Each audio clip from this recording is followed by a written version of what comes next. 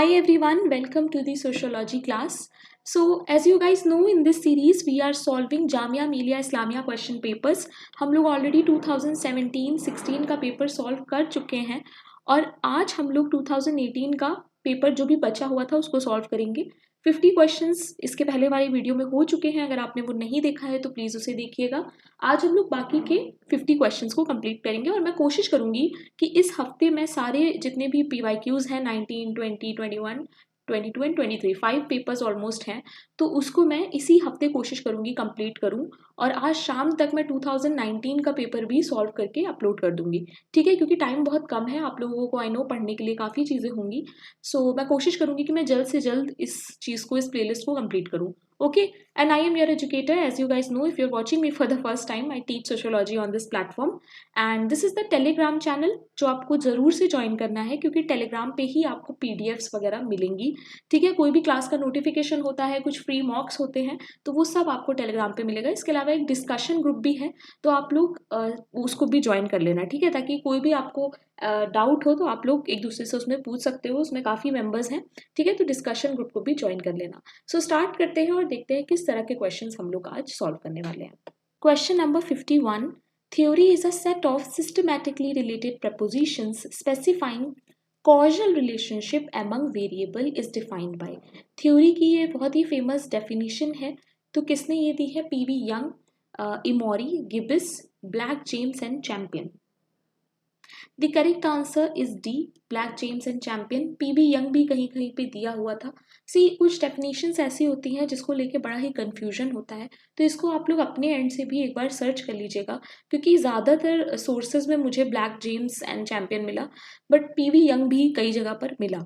ठीक है, तो आप एक बार खुद से भी सर्च कर लीजिएगा, बट अभी के लिए I am going with D, क्योंकि मेजॉरिटी सोर्सेज में डी दिया हुआ था। ठीक है, question number 52, research undertaken for knowledge sake is what? Action research, pilot study, survey या फिर pure research? knowledge sake यहाँ पर एक बहुत बड़ा कीवर्ड है। The correct answer is D, that is pure research, और इसको हम लोग और भी नाम से जानते हैं, that is your fundamental and also basic research।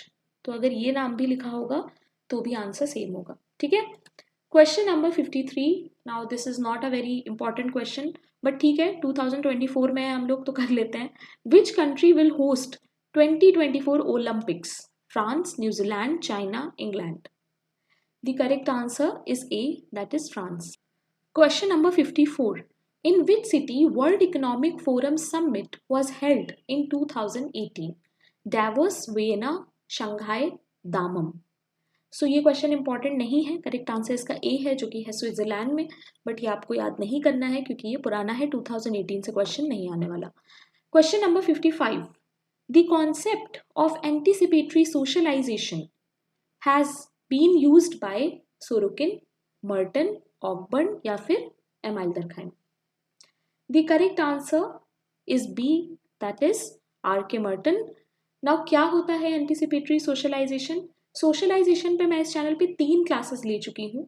अगर आप जाकर देखोगे तो एक है जिसमें मैंने सोशलाइजेशन का मीनिंग बताया है 5 मिनट वाली सीरीज में, एक है जिसमें मैंने थ्योरीज डिस्कस की हैं सोशलाइजेशन की अलग से, और थर्ड वीडियो जो है वो है एजेंट्स ऑफ सोशलाइजेशन, जो कि इग्नू में मैंने पढ़ाया है। ठीक है, तो ये तीनों ही क्लासेस आपको देखनी है अगर आपको सोशलाइजेशन का टॉपिक जो है वो अच्छे से कवर करना है।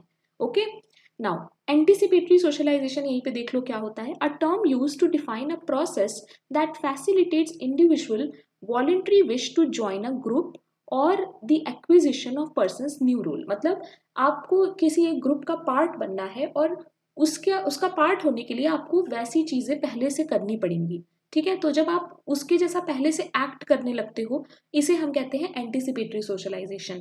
जैसे यहाँ पर सबसे अच्छा एग्जाम्पल जो हमेशा जाता है, आप लोग अपने दिमाग पे रख सकते हो, that is UPSC aspirants. Now if you want to become a civil servant, if you want to qualify that exam and become IAS IPS, है ना, तो उसके लिए आपको क्या करना होगा? उसके लिए आपको आज से ही वैसी चीजें अपनानी पड़ेंगी, वैसा रूटीन अपनाना पड़ेगा, राइट? जैसे एक टॉपर का वीडियो भी था जिसमें ये बोला था उन्होंने कि एक आईएएस ऑफिसर जो है वो एग्जाम के बाद नहीं बनता है, वो उस प्रिपरेशन के दौरान ही एक आईएएस ऑफिसर बन जाता है। क्यों? क्योंकि उसको पहले से वो चीज़ें अपनानी पड़ती हैं, उसको पहले से सोशलाइज्ड होना पड़ता है उस तरीके से। राइट, आपका फ्रेंड सर्कल जाएगा, आपको अकेले रहना सीखना होगा। राइट, आपको पढ़ना सीखना होगा, आपको 8-9 घंटे काम कैसे करना है वो आपको पढ़ते समय सीखना होगा। तो ये सब चीज़ें क्या है, this is a part of your anticipatory socialization. ठीक है। Training to become a lawyer gives law students the rule and behaviour that they will have to put into practice. तो पहले से सीख जाते हैं लॉयर लोग, है ना। ये कुछ एग्जाम्पल्स हैं जो आप याद रख सकते हो, बट बेस्ट एग्जाम्पल जो है, जो आई थिंक बहुत से लोग रिलेट करते हैं इस चीज से, वो है यूपीएससी एस्पिरेंट्स। ठीक है, ओके। सो ये चीज आप इसमें याद रखिएगा। Question number 56. Who was the chief guest of 2017 Republic Day? Now this question I could not find and इसीलिए मैं इसको skip करूँगी।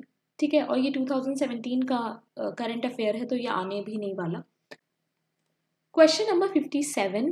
Who wrote Leviathan? Leviathan किसने लिखी है book? Locke, Hegel, Rousseau, Hobbes. The correct answer is D, that is Hobbes. And ये Hobbes वही हैं जिन्होंने सोशल कॉन्ट्रैक्ट थ्योरी हमें दी है। Social contract theory. और एक चीज और है जो मुझे इसके बारे में सर्च करके मिली कि इन्होंने इस बुक को इसका एग्जाम्पल बताया है। ठीक है, तो आपसे क्वेश्चन ये भी पूछ सकते हैं कि कौन सी बुक है जो सोशल कॉन्ट्रैक्ट थ्योरी का एग्जाम्पल है। तो ये इस तरह से क्वेश्चन भी पूछा जा सकता है। ठीक है, तो ये फैक्ट भी है जो आपको याद रखना है। Question number 58. Who among the following made a classification of magic? Magic का क्लासिफिकेशन इनमें से किसने किया था? Morgan, Spencer, main and Fraser. The correct answer is D, that is Fraser. And दो पार्ट्स में इन्होंने डिवाइड किया था मैजिक को। पहला था imitative,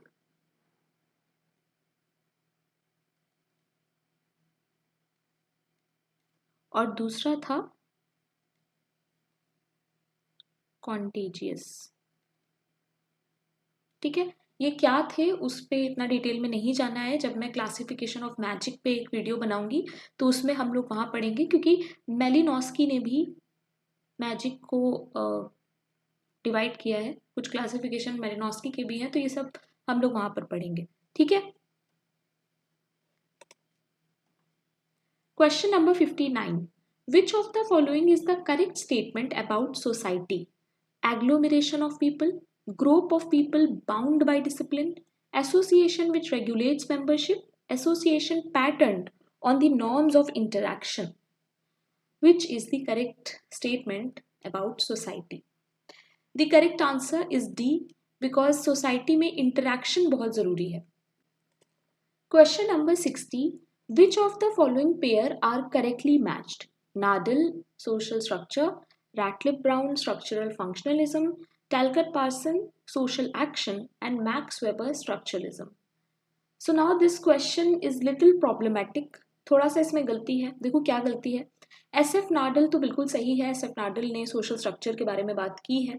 Ratcliffe brown structural functionalism के बारे में बात करते हैं, एकदम करेक्ट है। इवन टैलकट पार्सन्स भी सोशल एक्शन के बारे में बात करते हैं, इनकी एक फेमस बुक भी है। बट मैक्स वेबर जो है वो स्ट्रक्चरलिज्म की बात नहीं करते हैं। तो यहाँ पर या तो होता कि आप इनकरेक्ट मार्क करो, है ना, इन्होंने यहाँ पर करेक्टली दे रखा है, ये क्वेश्चन गलत है। इसमें होना चाहिए था कि which of the following pair are incorrectly match. अगर इनकरेक्टली मैच हो जाता तो आंसर हमारा मैक्स वेबर हो जाता। ठीक है, तो ये क्वेश्चन जो है वो गलत है। Question number 61. According to whom mode of production is sole determinant of culture? Now this question has been repeated in so many exams. NET में भी ये क्वेश्चन पूछा जा चुका है। Karl Marx, Max Weber, MacIver या फिर लुनबर्ग। The correct answer is A, that is Karl Marx. Question number 62. The Industrial Revolution exemplifies the kind of social change described as what? Continuous, manifest, abrupt या फिर latent. Now, Industrial Revolution जो था वो कौन सा social change था, आपसे ये पूछा जा रहा है। सो इसका जो करेक्ट आंसर है वो है सी, दैट इज अब्रप्ट, जिसको हम लोग एक और चीज कह सकते हैं, दैट इज सडन। ठीक है, एकदम से एक ड्रास्टिक चेंज आया था जिसकी वजह से लोगों की लाइफ में काफी उथल पुथल हो गई थी, राइट? तो इसलिए हम लोग इसे अब्रप्ट में रखेंगे। ओके, कई सोर्सेज में मैंने देखा जो वर्ड यूज हुआ था वो सडन, अब्रप्ट यही था। ठीक है, इसलिए हम लोग भी अब्रप्ट के साथ जाएंगे।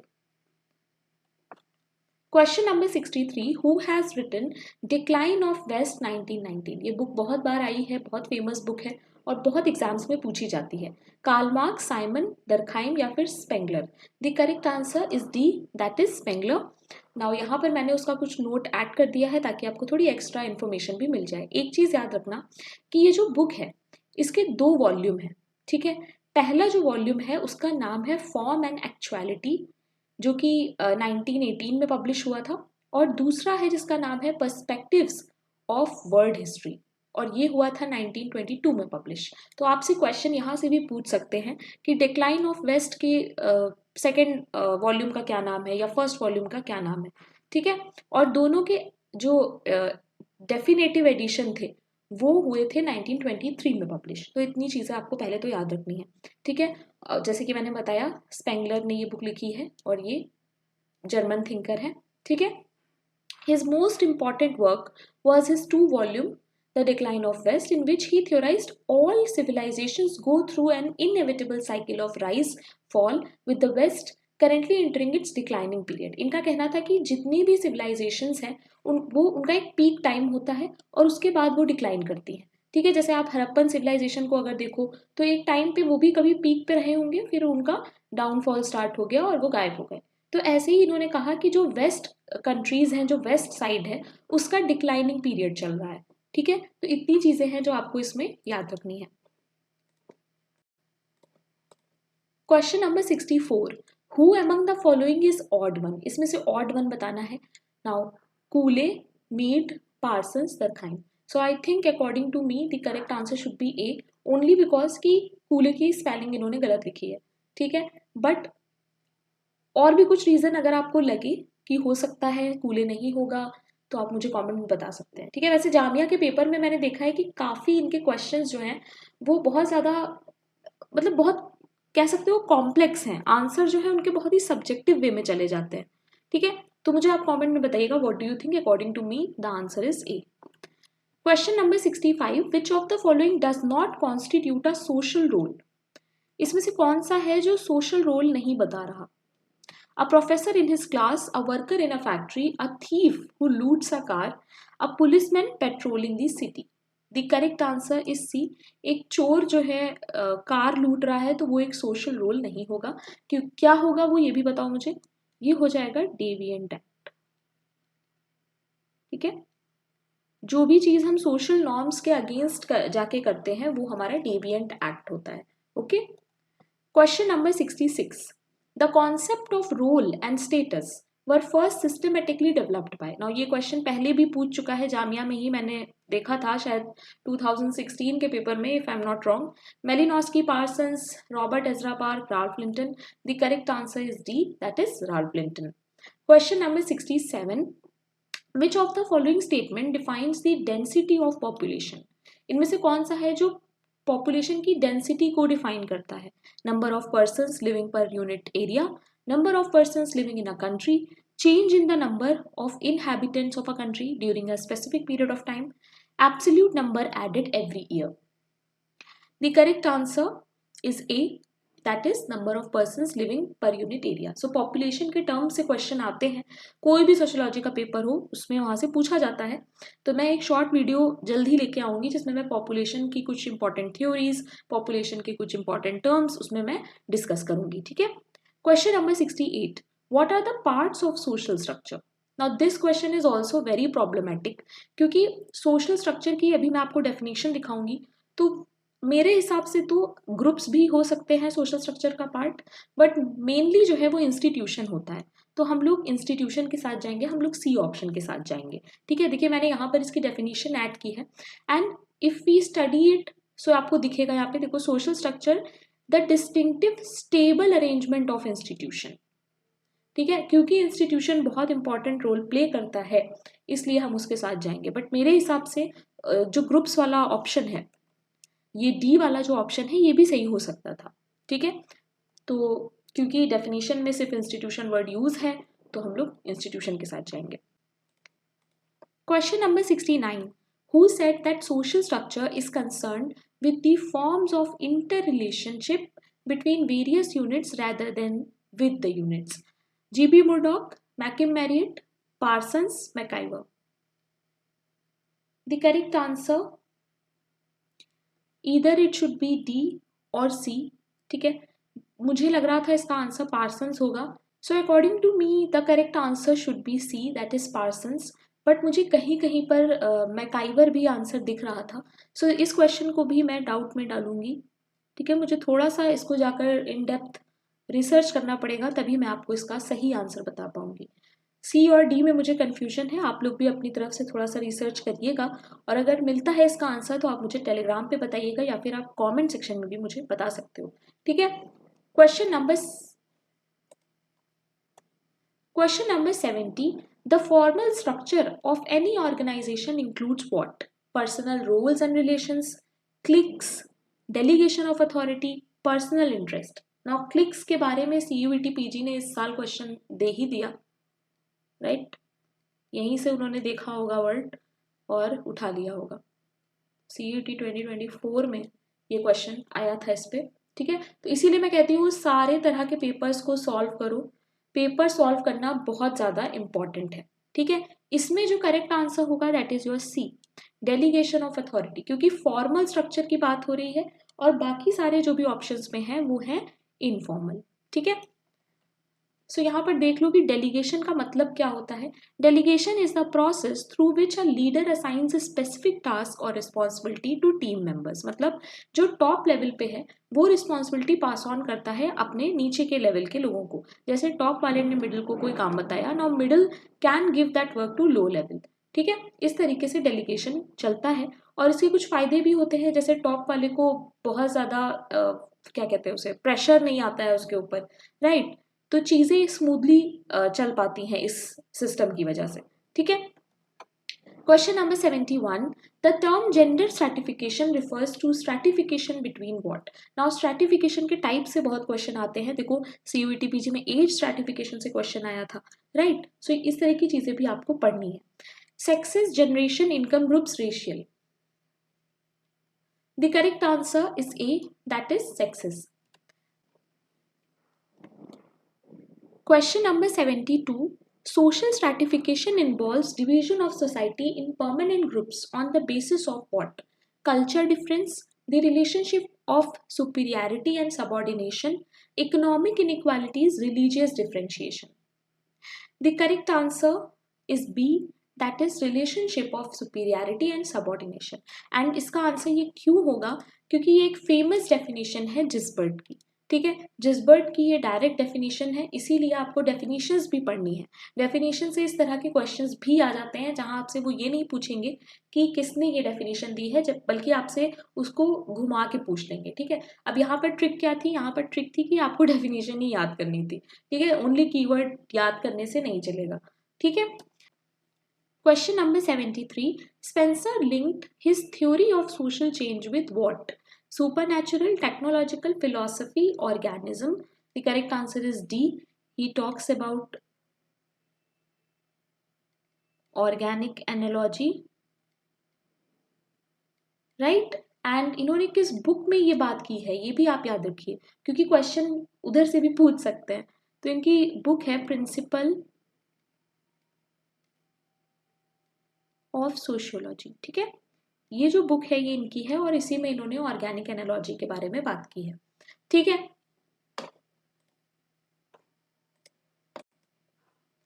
Question number 74, social change means the change only in the what? Technology, philosophy, economy, social organization. So यहाँ पर सबसे ज़्यादा जो इम्पॉर्टेंट या यू कैन से जिसमें सबसे ज़्यादा हम लोगों को सोशल चेंज देखने को मिलता है वही ऑप्शन हम लोग टिक करेंगे। कंफ्यूजन यहाँ पे टेक्नोलॉजी और सोशल ऑर्गेनाइजेशन में था, but the correct answer is A only. ठीक है, सोशल ऑर्गेनाइजेशन भी सेकेंड प्रायोरिटी में आ जाएगा, सबसे ज़्यादा जो सोशल चेंज होता है वो टेक्नोलॉजी की वजह से होता है, ठीक है। Question number 75, which one of the following is the most significant feature of Indian population. ठीक है, पॉपुलेशन के कुछ फैक्ट्स हैं जो बहुत इंपॉर्टेंट हैं, तो उस पर जो मैं वीडियो बनाऊंगी वो आप देखिएगा, जल्दी मैं उसको लेके आऊंगी, इस हफ्ते नहीं तो अगले हफ्ते, बट वो वीडियो आएगा, ठीक है। Declining birth rate, improvement in the literacy level, the size of its adolescent population, improvement in the health condition. The correct answer is C, ठीक है। हमारे यहाँ क्या है कि एडोलसेंट पॉपुलेशन जो है वो ज्यादा है, okay. Question number 76, who said that no reformation is possible without a renaissance. Now जब मैंने इसको सर्च किया तो मार्टिन लूथर किंग का ऑफिशियली ये स्टेटमेंट है, ऐसा आया, ठीक है। तो अगर ऑप्शन में कभी ये आ जाता है तो आप इसको टिक करिएगा। इसके अलावा जो करेक्ट आंसर यहाँ पे होगा वो है ए, पर थोड़ा सा मुझे डाउट हो रहा था कार्ल मार्क्स एंड एंगल्स में, but I think Karl Marx ही होगा इसका answer. Question number 77, the basic characteristic of primitive law is that it is identical with what. Primitive law किससे ज्यादा मिलता है, ethical norms and public opinion, social norms and public opinion, taboos and customs, या फिर customs and public opinion. The correct answer is D, I think, because taboo भी इतना ज़्यादा नहीं हम कह सकते, but custom and public opinion तो होगा, क्योंकि पहले के टाइम पे क्या होता था कि कोई ऐसे जैसे अभी होता है गवर्नमेंट है, पुलिस है ना, ये सब चीज़ें पहले नहीं होती थी। So the correct answer should B D. And देखो यहाँ पर मैंने अटैच भी कर दिया है, मैंने इसके बारे में काफ़ी सर्च किया था, एंड कस्टम बेस्ड रेगुलेशंस ही मुझे मिला, अनरिटन होता था, कोई रिटन लॉ तो होता नहीं था, right. Question number 78, which among the following does not account for regional variation in dominant caste? Rigidity of caste ranking, flexibility of caste ranking, the existence of two or more dominant caste group in region, the degree to which a single large land holding, ये hand holding नहीं है, land holding caste control a set of dependent caste.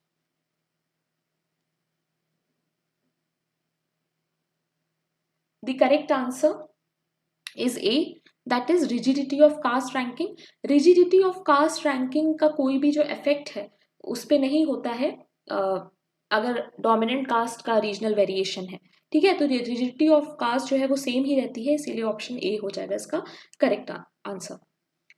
सो यहाँ पर आप देख सकते हो, rigidity of caste ranking implies the fixed hierarchy within the caste system which remains consistent regardless of regional variation, वो same ही रहता है, उसमें कोई रीजनल वेरिएशंस नहीं आते हैं, ठीक है।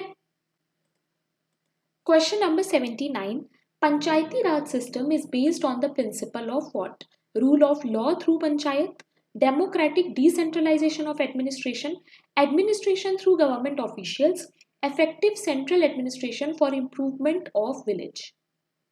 पंचायती राज से हमेशा क्वेश्चन आता है, the correct answer is B, that is democratic decentralization of administration, ठीक है। मैं सोच रही हूँ पंचायती राज पे एक डिटेल वीडियो बनाऊं, ताकि जितने भी क्वेश्चन उससे आ सकते हैं वो आपके वहीं पर सॉल्व हो जाए, ठीक है। Now you guys must be thinking कि मैं बस कहती रहती हूँ कि इस पे वीडियो बनाऊंगी, इस पे वीडियो बनाऊंगी, but guys seriously it's getting very tough to manage everything, and not only in terms of my work but also my personal life. So काम बहुत ज़्यादा है, इसलिए थोड़ा सा डिले हो जाता है, okay. Question number 80, the member of Zila Parishad are indirectly elected for a period of what, 5 years, 1 year, 7 year, 2 years। The correct answer is A, that is 5 year। Question number 81, urban society a ecological approach, ये किसकी book है, PC Joshi, are के Mukherjee, Hawley, या फिर Louis Wirth. The correct answer is C, that is A H Hawley. Question number 82, the concept of marginal man is developed by Goffman, Merton, Robert Park, Robert Redfield। Marginal man का जो concept है वो हमें दिया है Robert park ने, and ये बहुत ज़्यादा टफ नहीं है, I think I have added notes also. या सी मार्जिनल मैन के कॉन्सेप्ट में इन्होंने क्या बोला है कि how an individual suspended between two culture realities में struggle to establish his her identity. मतलब जैसे लेट्स सी ये हिंदू एंड ये मुस्लिम, ठीक है, दोनों की जो आइडियोलॉजीज हैं, जो कल्चर है, सब कुछ अलग अलग है। अब अगर एक इंसान बीच में फंसा हुआ है, उसको समझ में नहीं आ रहा है कि वो इसको चूज करे या इसको चूज करे, तो उसके साथ एक सेल्फ आइडेंटिटी का क्राइसिस होगा। इसी को इन्होंने बोला था मार्जिनल मैन। ठीक है, question number 83, when due to attraction of new opportunities people migrate to the town। नई अपॉर्चुनिटीज का अट्रैक्शन है और इस वजह से लोग माइग्रेट कर रहे हैं एक जगह से दूसरी जगह। इसे हम क्या कहेंगे? Pull factor of migration, push factor of migration. पहले भी इसमें मैंने ये पढ़ा, इस पे ऑलरेडी मैंने एक वीडियो लास्ट वाले 2016 या 17 के पेपर में भी इस पे एक क्वेश्चन आया था एंड मैंने वहां पे नोट्स भी ऐड किए थे। The correct answer is pull factor. हमेशा याद रखना, पुल फैक्टर हमेशा होगा जब बात हो रही है किसी पॉजिटिव चीज की। ठीक है, और अगर निगेटिव रीजंस हैं तब ऑप्शन हो जाएगा push factor. Okay, question number 84, who of the following consider village as a little republic? Mahatma Gandhi, Lal Bahadur Shastri, Ram Manohar Lohia या फिर B.R. Ambedkar? The correct answer is A, that is Mahatma Gandhi. तो यहाँ पर मैंने कुछ नोट्स भी ऐड कर दिए हैं। एक चीज़ और याद रखना, चार्ल्स मेटकाफ का भी कहीं कहीं पे नाम आता है। तो इन्होंने उस आइडियोलॉजी को इन्होंने सपोर्ट किया था। ठीक है, क्या थी आइडियोलॉजी की? Idea of decentralization of power and administration, giving more autonomy to local authorities, ये सब इन्होंने किया था। बट ये जो फ्रेज है लिटिल रिपब्लिक, ये फर्स्ट टाइम यूज किया था महात्मा गांधी ने। ठीक है, question number 85, in order to explain the process of urbanization, which of the following aspects can one ignore? Educational aspect, economic aspect, socio-cultural aspect, the demographic and spatial aspect। Urbanization के process में ऐसा कौन सा aspect है जिसे हम ignore कर सकते हैं? देखो, एजुकेशनल एस्पेक्ट और इकोनॉमिक तो नहीं होगा, राइट? सोशियो कल्चर को भी हम नहीं रख सकते। So I think according to me the correct answer should be D, demographic and spatial aspects होना चाहिए इसका आंसर। ठीक है, मुझे बताना कमेंट सेक्शन में अगर आपको कोई और ऑप्शन लग रहा है with reason. Question number 86, who among the following has proposed the sector theory of urban development? Burgess, Spengler, Park, Homer, Hoyt? The correct answer is D, that is Homer, Hoyt। Question number 87, as the name suggests, rural urban fringe represent the fusion of rural urban ways of life on this large metropolitan communities। तो आप लोगों ने ये देखा होगा कि जो cities होती हैं उनके आसपास कुछ ऐसी जगहें होती हैं जहाँ पर, जैसे दिल्ली में आपने बहुत सी जगह ऐसा देखा होगा, जब आप दिल्ली के एकदम बाहर की तरफ जाने लगो तो एक ऐसा जगह आती है,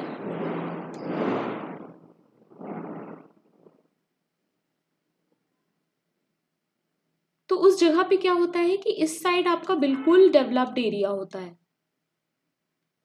राइट? और नेक्स्ट आगे भी आपको डेवलप्ड एरिया मिलेगा, बट बीच में एक ऐसा एरिया आता है जो रूरल भी होता है और अर्बन भी होता है। अर्बन मतलब जैसे वहाँ पे रोड्स भी होंगी, वहाँ पर फैसिलिटीज भी होंगी, बट वहाँ पर विलेज वाली चीज़ें भी होंगी, जैसे कि वहाँ पर खेत होंगे, वहाँ पर जो भी चीज़ें आपको विलेज में देखने को मिलती हैं वो भी मिलेंगी। तो इसको हम क्या कहते हैं? क्वेश्चन आपसे ये पूछ रहा है, इस एरिया को जो सिटी से दूर पड़ता है उसे हम क्या बोलते हैं? Periphery, middle, outskirt, nearby industry. The correct answer is C, that is outskirts. Question number 88, which of the following is not an approach to study urban sociology? इसमें से कौन सा है जो सही अप्रोच नहीं है, गलत है? Associational, organization, community, ecological। The correct answer is B, that is organization। तो यहाँ पर मैंने ऐड कर दिया है, आप लोग इसे एक बार रीड कर लीजिएगा, ठीक है, कि क्यों नहीं होगा और बाकी सब क्यों होंगे। Okay, question number 89, human societies have been cradled in rural group, ये किसका स्टेटमेंट है? Bottomore, Andre Beteille, Bogardus, Alex Inkeles. The correct answer is C, that is Bogardus. अभी मैं थोड़ा जल्दी जल्दी पेपर्स को सॉल्व करूंगी क्योंकि टाइम बहुत कम है और आपका एग्जाम आने वाला है, ठीक है? तो किसी भी क्वेश्चन में आपको अगर डाउट होगा या कुछ भी आपको नहीं समझ में आए तो आप मुझे कमेंट में बता सकते हो। इसके अलावा आप लोग मुझसे टेलीग्राम पे तो बात कर ही सकते हो, ठीक है? Question number 90, the degree of urbanization of any community is indicated by what? Urbanization की डिग्री किसी भी कम्युनिटी की हम कैसे पता लगा सकते हैं? पॉपुलेशन साइज से, पॉपुलेशन डेंसिटी से, पॉपुलेशन हेट्रोजेनिटी से, या फिर all of the above? The correct answer is all of the above. तीनों ही फैक्टर्स से हम पता लगा सकते हैं कि कितना अर्बनाइजेशन वहां पर है।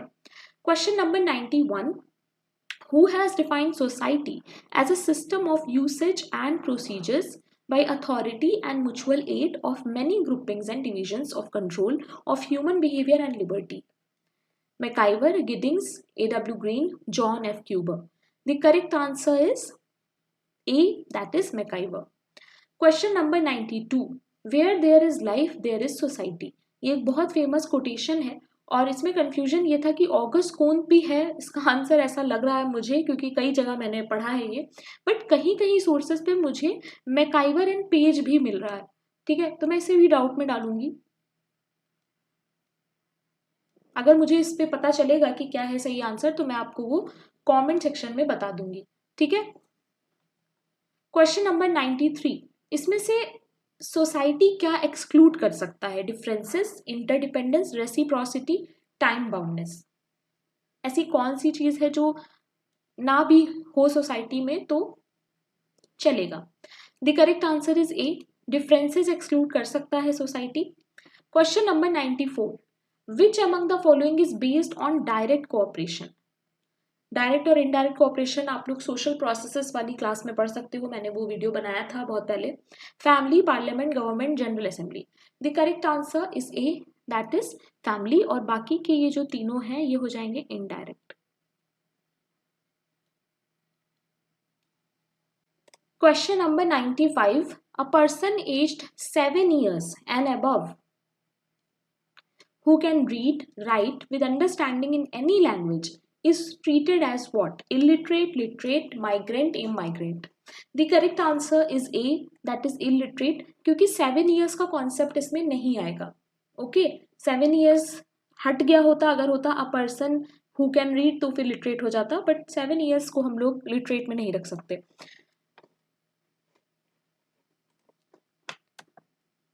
Question number 96, which of the following statement is not relevant for showing that the individual has self-concept? He has ideals and values, he has destiny, he has spatial location, he adopts the norms and values of the society. Self concept में क्या चीज नहीं होनी चाहिए, क्या important क्या नहीं है, which is not relevant? The correct answer is B, destiny से सेल्फ कॉन्सेप्ट का कोई लेना देना नहीं है। Question number 97, which among the following does not indicate status? इसमें से कौन सा है जो किसी का स्टेटस नहीं बताता? Bharat Ratna, labourer, title of knighthood, use of prefix Pandit. The correct answer is B, that is labourer, because labourer is a occupation. It is a part of your work, not your status. Okay. Question number 98, the core of a culture is formed by art, values, technology, tradition. Core of culture क्या होगा? The correct answer is B, that is values. Question number 99, which is not the social role in the following? A priest performing a ceremony, a lawyer preparing his witness, an actor involved in an act of violence on the screen, and a politician preaching the cult of violence. The correct answer is D, because politician का I don't think role है to teach some kind of violence, right? So the correct answer should be D. Question number 100, in South India, which Adivasi caste is called as Dravid? South India's Renufa, North India's Rania, both the above, none of the above. The correct answer is D, that is none of the above, because जो ये cast है south India में, आदिवासी cast जिसको हम लोग द्रविड़ कहते हैं, सो इसको हम लोग बोलते हैं इरूला कम्युनिटी।